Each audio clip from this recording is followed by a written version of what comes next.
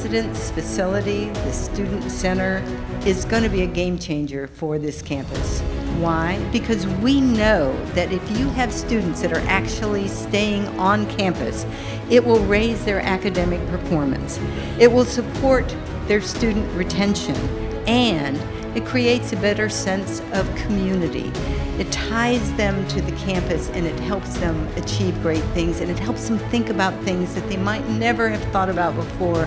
It helps them vision success in a way that's different.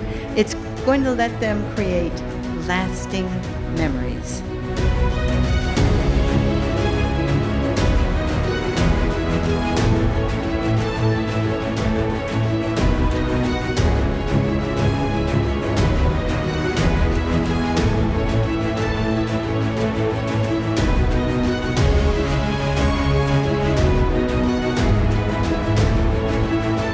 Seeing this project come to fruition has been really a dream for me.